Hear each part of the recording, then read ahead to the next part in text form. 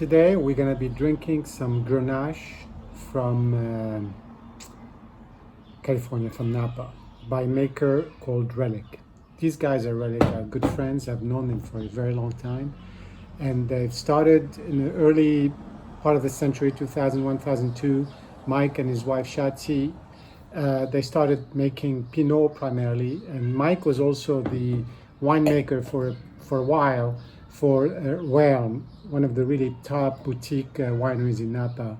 And he started his own label on the side that he called Relic. This is how we got to know him, and we've been buying from him for the last 15 years.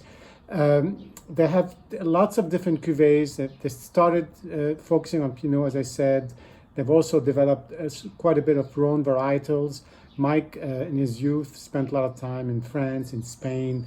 This is how he kind of got to learn the wine business, and he got to develop a taste for some of these varietals.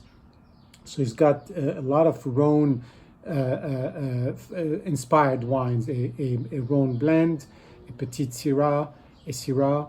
This is they do a lot of Cabernet. We'll talk about this on some other tasting. And this is a Grenache in this format called the Archive by Relic.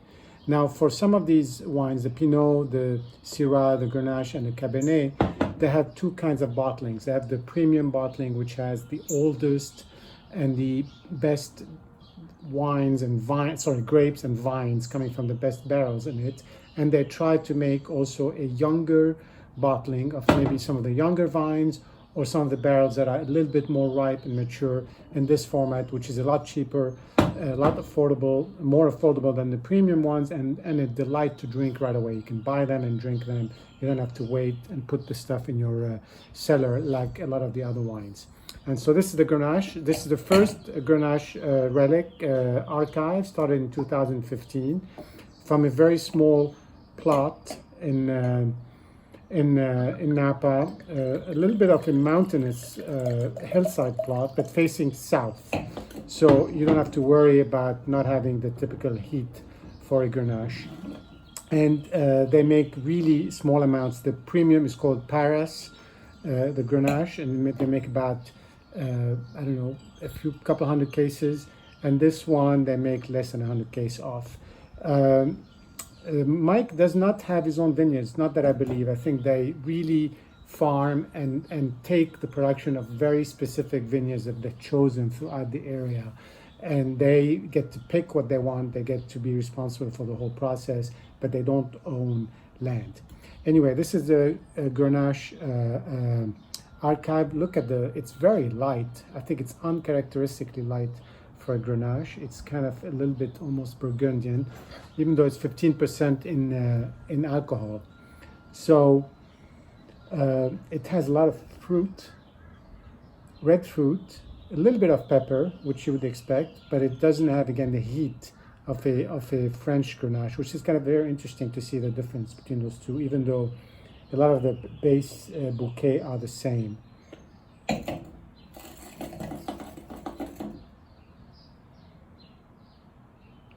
Menthol, again here, lighter but more pronounced in a way.